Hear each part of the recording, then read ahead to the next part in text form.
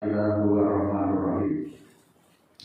Saudaraku, kaum muslimin muslimat yang dimuliakan Allah, mengawali majelis kita pada siang hari ini, marilah senantiasa kita panjatkan puja dan puji kepada Allah Ta'ala atas kesempatan yang sampai saat ini masih diberikan kepada kita. Karena itu marilah kita semakin mendekatkan diri kepada Allah, menambah keimanan dan ketakwaan kita.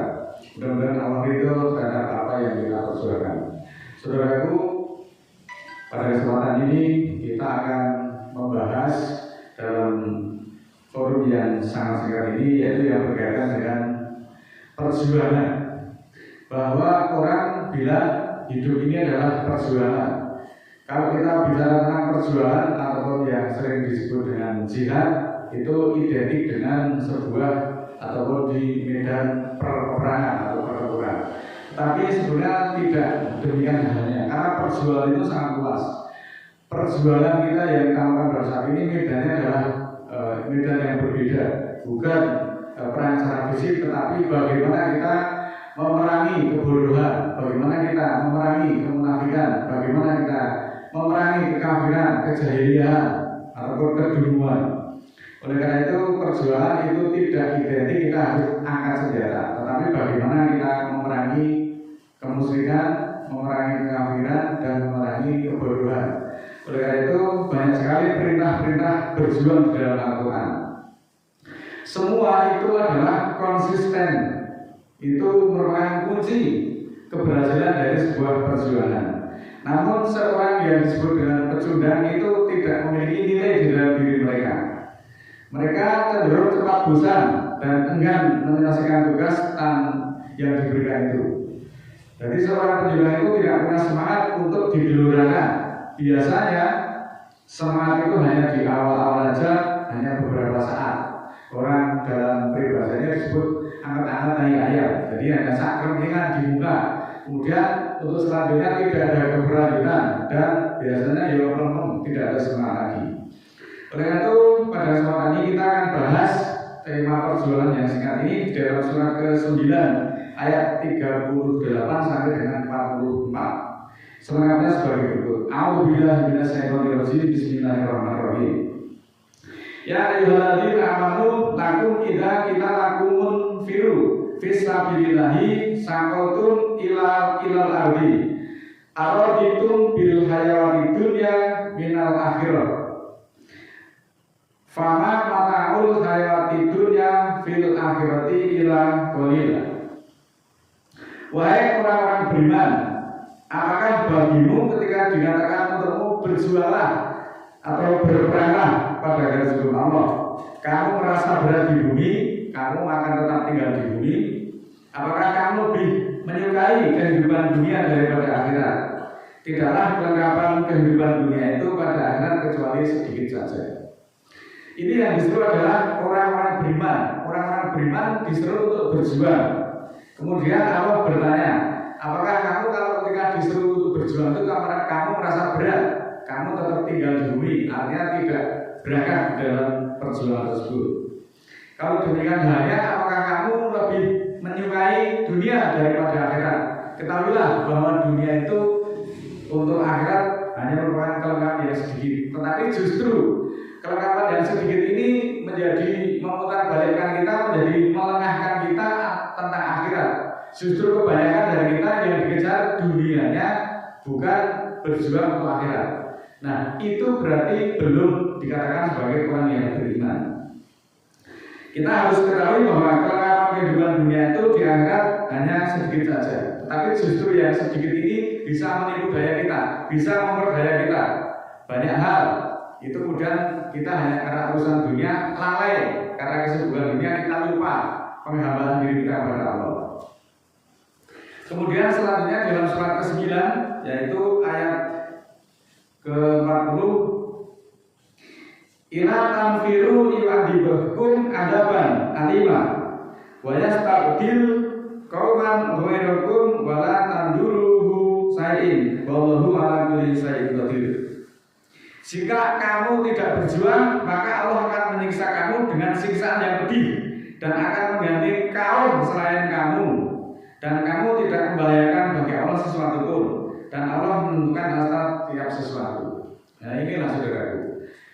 Kalau orang disuruh untuk berjuang di jalan Allah, kemudian dia tetap bergeget, artinya tidak mau berjuang, diperintah untuk kajian dan tidak berangkat, diperintah untuk disuruh untuk sholat Jumat juga tidak berangkat, hanya karena tidak berani meninggalkan pekerjaan, maka Allah kemudian memberikan ancaman, jika kamu tidak mau berjuang, Allah akan menyiksa kamu dengan siksaan yang pedih dan akan mengganti kaum selain kamu, dan kamu itu tidak membahayakan sesuatu dari Allah. Inilah ayat ini merupakan jawaban secara tunai oleh Allah. Ketika orang sudah diberikan pengetahuan, diberikan pemahaman tentang nilai sebuah perjuangan yang dianalisa berdasarkan ayat-ayat Al-Quran, semuanya sudah mendengar. Tetapi siapa yang bergerak untuk melaksanakan secara berkelanjutan, justru kebanyakan mereka lengah, justru kebanyakan mereka menyingkir. Ini kemudian kalau demikian halnya, Allah akan mengganti kamu dengan kaum yang lain. Artinya kamu tidak beriman. Ketika kamu tidak beriman, Allah akan mengganti.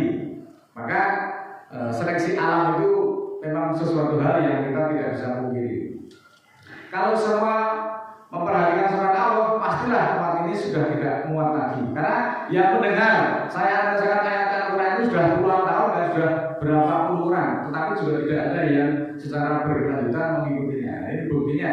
Pada saat ini hadir dua, itu lawan dua.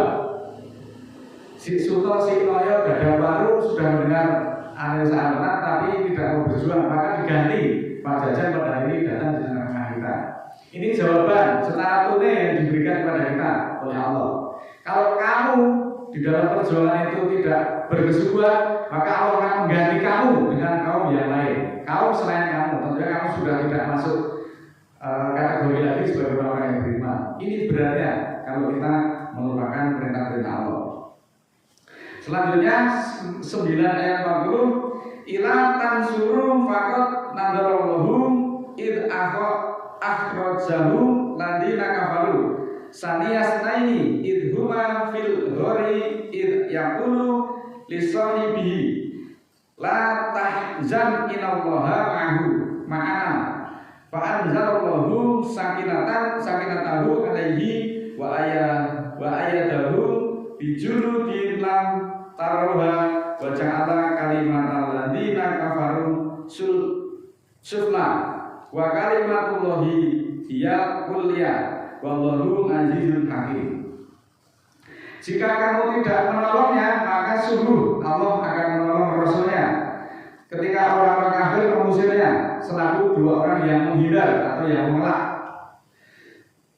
Ketika mereka di dalam gua, ketika itu dikatakan kepada sahabatnya, kepada temannya, janganlah berduka cita, sesungguhnya Allah bersama kita, dan Allah akan menurunkan ketenangannya atasnya dan akan membantunya dengan tentara yang kamu tidak bisa melihatnya, dan menjadikan kalimat orang-orang kafir itu rendah dan kalimat Allah itu sangat tinggi, dan Allah Maha Mulia lagi Maha Bijaksana. Nah, sekali lagi bahwa perjuangan itu tentu tidak selalu mulus. Perjuangan itu ada hambatannya, ada suka dukanya, ada juga pengkhianatan di dalam perjuangan itu. Dikhianati oleh teman sendiri itu sudah merupakan hal yang biasa dan itu sudah sering saya alami.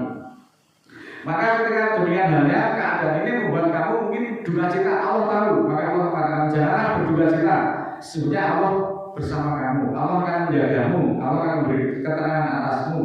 Dengan apa? Dengan tentara yang kamu tidak bisa melihatnya.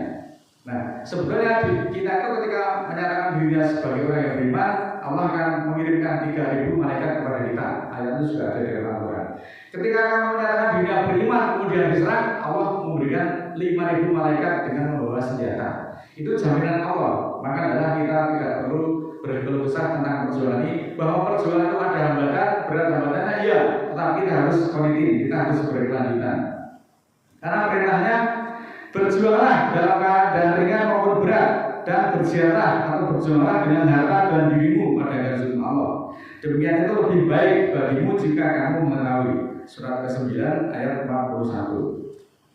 Berjuang itu dalam keadaan berat, kita juga wajib berjuang. Dalam keadaan ringan, kita juga harus berjuang. Berjuang itu juga tidak hanya dengan dirinya, tetapi juga dengan hartanya. Artinya apa?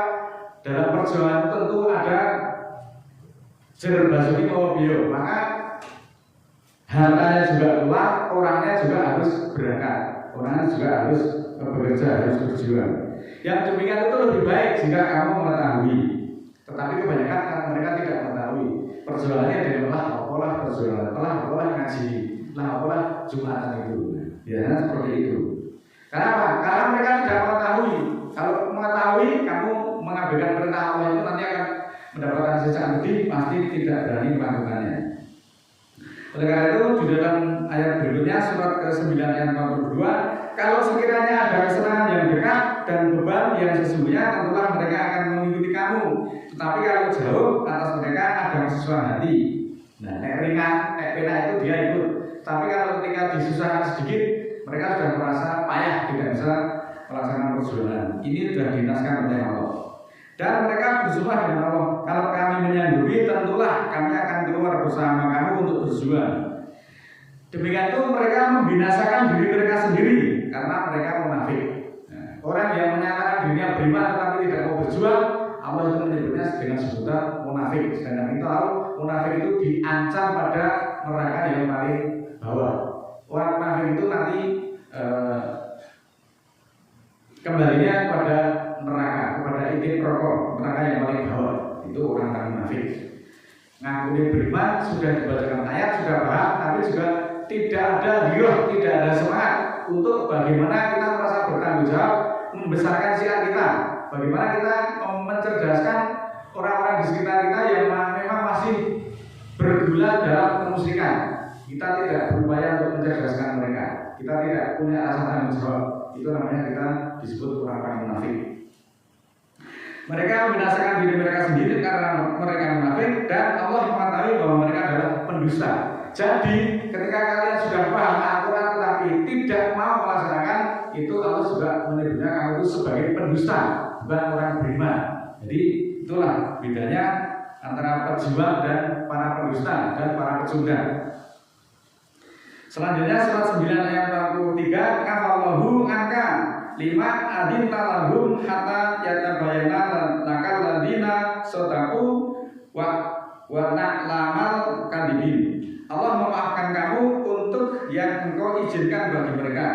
Jadi di dalam disuruh berjuang itu ada yang minta izin. Minta izin itu sudah mengizinkan, tapi kalau alasannya benar. Tapi kalau alasannya tidak benar, ya tidak, jangan diizinkan seperti itu. Allah memaafkan kamu untuk yang terizinkan bagi mereka, hingga terang bagimu orang-orang yang benar dan orang-orang yang berdosa. Nah, inilah sekali lagi bahwa orang yang senantiasa diajak berjuang selalu meminta izin hanya karena kesibukan dunia, nanti akan mendapatkan siksaan yang pedih. Ini sudah merupakan ketetapan hukum dari Allah. La yasta dinukal ladina yu'minuna billahi wal yaumil akhir ayu jahidu bi amwalihim wa anfusihim wallahu alimun bil muttaqin. Surat 9 ayat 44. Tidaklah akan meminta izin kepadamu orang-orang yang beriman pada Allah dan hari akhir untuk berjuang dengan harta dan diri mereka, dan Allah mengetahui orang-orang yang takwa. Nah, ini Allah itu tahu. Kalau orang yang beriman itu ketika diseru untuk berjuang, mereka tidak akan meminta izin sesibuk apapun. Saudaraku, perlu saya sampaikan bahwa mendatangi seruan Allah itu adalah merupakan sesuatu hal yang harus diutamakan, harus diprioritaskan. Surat 9:24 kemarin pada beberapa waktu lalu sudah kita bahas. Kalau cintamu kepada dunia itu lebih cintamu pada Allah dan Rasul, dan cintamu berjuang dalam Allah, Allah tidak memiliki orang-orang yang fasik. Nah, itulah sangat jelas. Sesungguhnya kalau orang yang beriman tidak akan meminta izin. Saya itu kerja sudah 30 tahun lebih, tetapi ketika sholat Jumat saya pasti menyempatkan waktu untuk meninggalkan pekerjaan menuju panggilan Allah, menuju seruan Allah. Ini juga tidak kemudian terus mendapatkan kecelakaan di dalam pekerjaan itu. Artinya hanya untuk melaksanakan sholat Jumat kita takutnya luar biasa, malah justru takutnya lebih Allah, takut kepada orang, takut kepada pimpinan, sehingga sholat Jumatnya tidak dilaksanakan, tetapi justru yang dunia itu lebih ditakuti daripada Allah. Ini adalah sebuah kemusyrikan yang luar biasa yang tidak disadari. Ini sekali lagi saya 30 tahun kerja, itu setiap hari Jumat saya usahakan untuk saya datang sholat Jumat bersama Bapak Ibu di sini. Juga tidak dipecat. Kenapa kalian justru takut? Meninggalkan sholat Jumat tidak memakan waktu 2 jam saja, takutnya luar biasa. Kita diberi waktu oleh Allah 168 jam selama 1 minggu hanya untuk disuruh meninggalkan, tidak mencapai waktu 2 jam untuk menuju panggilan Allah, kita juga tidak melaksanakannya. Apakah itu kita juga menginginkan surga? Dan demikian itu adalah sebuah pendusta. Surah 95, Inama yasta dinukal ladina la yu'minuna billahi wal yawmil akhir wa tabat qulubuhum fahum fi raibihim yataraddadun. Sesungguhnya orang yang meminta izin kepadamu untuk tidak mau berjuang adalah orang-orang yang tidak beriman dengan Allah dan hari akhir. Ini jelas ayatnya. Surah 945. Dan ragu-ragu hati mereka, maka mereka bolak-balik dalam keraguan. Nah, inilah sudah kurang apa Allah itu menjelaskan melalui Al-Quran. Tapi kok juga kita tidak pernah membuka kesadaran kolbu kita. Sebenarnya adalah sesuatu hal yang sangat memprihatinkan. Saudaraku, dari beberapa ayat tadi sebenarnya banyak sekali pelajaran yang dapat dipetik bahwa sebenarnya celaan dan kritikan Allah itu senantiasa di sisi ampunan dan rahmatnya, juga merupakan peringatan dan pendidikan darinya. Kalau Allah mengkritik, mencela itu, kemudian sebenarnya pada ayat berikutnya Allah itu memberi ampunan. Kalau kalian masih mau bertobat, kalau kalian masih mau kembali kepada jalan Allah. Tetapi kalau sudah terlambat ya sudah, kamu tidak akan ditolong lagi. Medan perjuangan dan jihad merupakan medan untuk mengetahui siapa gerangan yang benar-benar mengaku sebagai orang Islam dan siapa yang bohong. Nah, ini seorang pecundang itu sulit sekali untuk mengupayakan keberhasilan di dalam diri mereka, tidak muncul keselarasan antara angan-angan dan perbuatan. Nah, mereka hanya berkhayal, wah saya lumayan sudah paham Al-Quran, tapi disuruh untuk berjuang tidak mau. Mereka hanya berkhayal. Mereka hanya pandai berkhayal, tetapi malas berjuang. Contohnya apa?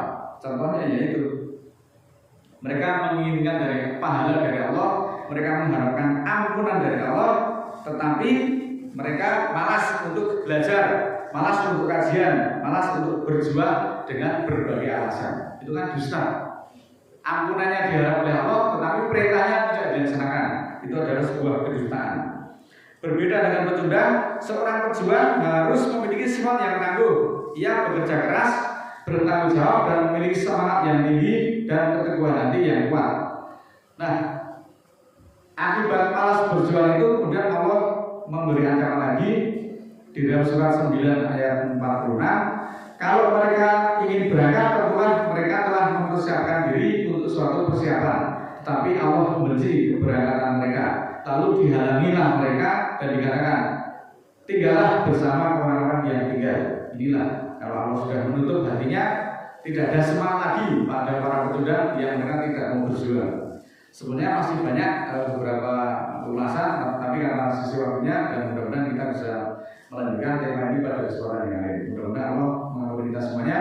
A'udzubillahi minasyaitonirrajim. Bismillahirrahmanirrahim. Allahumma ighfirli wa lil mu'minina wal mu'minat al-ahya'i minhum wal amwat innaka sami'un qaribun mujibud da'wat innaka 'ala kulli syai'in qadir. Rabbana la tu'akhidna in nasina aw akhtana. Rabbana la tahmil 'alaina isran kama hamaltahu 'alal ladzina min qablina. Rabbana la tuhammilna ma la taqata lana bihi wa'fu 'anna waghfirna warhamna anta maulana fansurna 'alal qawmil kafirin. Subhana rabbika rabbil izzati amma yasifun wa salamun 'alal mursalin walhamdulillahi rabbil alamin. Assalamualaikum